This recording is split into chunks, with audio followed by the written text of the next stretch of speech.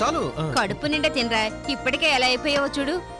ఇన్నాళ్ళు మనతో ఏ సంబంధం లేనివాడు ఇలా చచ్చిపోయే ముందు ఆస్తి మొత్తాన్ని నా పేరు మీద రాయడం ఆశ్చర్యంగా ఉంది. నీకు అదృష్టం ఉంది కాబట్టి కలిసి వచ్చింది అన్నయ్య. అబ్బా చాలు. అబ్బా తింద్రా. 30 ఏళ్ల వయసులో రాజయోగం ఉందని నీ జాతకమే చెప్తుందిరా.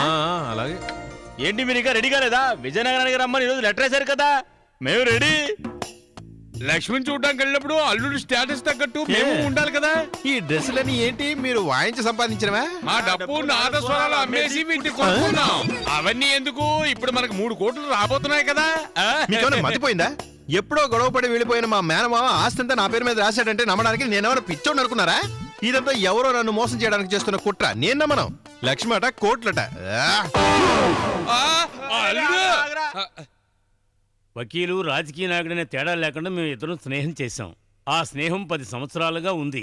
ఆస్తిపాస్తుల పత్రాలు రాసేటప్పుడు నాకో మేనలుడున్నాడని ఒకసారి కూడా చెప్పలేదు.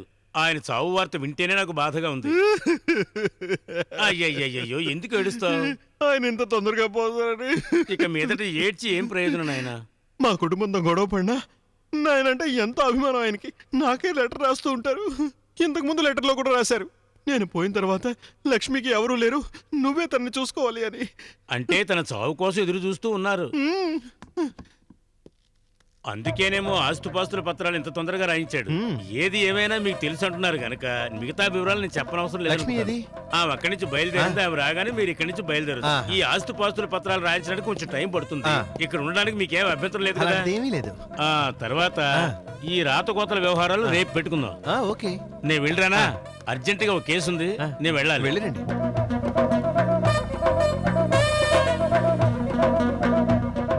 అయ్యో తిన్నది చాలా ఆపు, తిండిపోతూ. ఆ లాయర్ చూసాడంటే మనది అడుక్కు తినే కుటుంబం అనుకుంటాడయ్యా. అనుకున్నాడు లక్ష్మి చాడు మనకు ఇక్కడ 10 రోజులు ఉండి బాగా తిని ఒళ్ళు పంచుకుని వెళ్ళా. ఏమంటావు? ఏం పాపం 10 రోజులు ఇక్కడే 10 నెలలు ఉండి లక్ష్మికి కడుపు వచ్చి డెలివరీ అయ్యాక వెళదాం. నేను 3 కోట్లకి బడ్జెట్ వేశాను.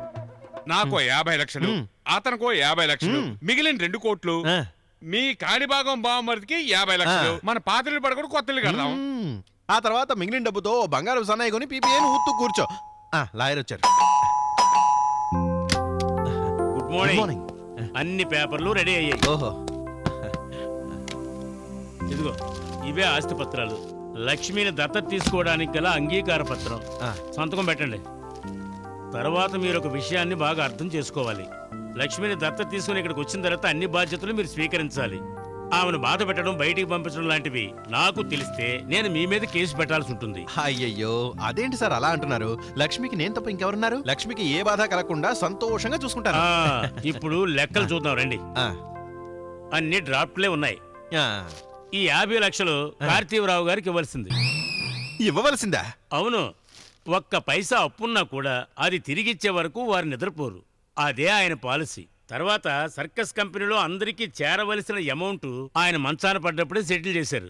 ఇదిగో ఈ 65 లక్షలు అరండాళ్ళపేట ఆనందరావుకి ఇవ్వాలి. అంటే 3 కోట్ల అప్పు ఉందా? అన్ని అప్పులు పోగా చిన్నరాజా పేరు మీద 16,000 రూపాయలు డ్రాఫ్ట్ ఉంది. ఇదిగోండి ఆ డ్రాఫ్ట్. ఇవ్వాల్సిన బాకీకి అన్ని డ్రాఫ్ట్లు ఉన్నాయి గనక ఆ డ్రాఫ్ట్లు నేనే తీసుకెళ్ళిస్తాను. అయినా చిన్నరాజాకి ఆస్తుపాస్తుల వివరాలు చెప్పాల్సిన బాధ్యత నాకుంది గనక చెప్పాను. నేను కిందకు వెళుతున్నాను. లక్ష్మి ఇప్పుడు వచ్చేస్తుంది. మీరు సిద్ధంగా ఉండండి. నేను వెళ్ళి రిసెప్షన్కి వెంటనే ఫోన్ చేసి చెప్తాను. ఏమై అల్లుడు, ఇది ఏదో నువ్వు ప్లాన్తో చేసినట్టుందే. ఒక మేనల్లుడికి మామగారు రాసి పెట్టింది ఏమిటో తెలుసా? 16,000. ఏం నేను కళ్ళకన్నాను, అన్ని నాశనం అయిపోయాయి. ఇలా జరిగినందుకు నువ్వేం బాధపడకురా. 16,000తో పాటు వాడికి అందమైన లక్ష్మి కూడా దొరికింది కదా, ఇంకెందుకురా బాధపడతావు? తన పేరు మీద ఓ 50 లక్షలు కూడా వేయకుండా మామయ్య చనిపోయాడంటావా? అది కరెక్టే. అలా అయితే చేతిలోది మెడలోది కలిపి 100 సవర్లు ఉండదా? అల్లుడు పోయిందేదో పోనీ అల్లుడు, కనీసం అమ్మాయి చేతి గాజులైనా మాకు ఇప్పించి అల్లుడు. ఎక్కడైనా పాత నాదస్వరం, పాత డప్పు కొనుక్కొని మేము బతుకుతాము. హలో, వచ్చేసారా? ఇదిగో ఇప్పుడే వచ్చేస్తున్నాం. అల్లుడు లక్ష్మి కిందకు వచ్చేసి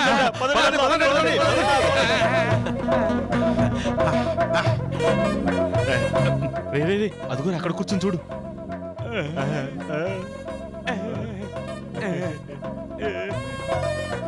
తన చేతులకి, మెళ్ళలోని, చెవులకి ఎంత బంగారం చూసావా? రా రా రా పదా. నమస్కారం ఇకపై మీరు ఇక్కడ కూర్చోవాల్సిన అవసరం లేదు. మేడ మీదకి వెళ్ళొచ్చు. అక్కడ రాజా ఉన్నాడు, వెళ్ళండి మీరు. అయ్యో ఏంటి ఇక్కడ నిలబడ్డారు? లక్ష్మి అక్కడ ఉంది.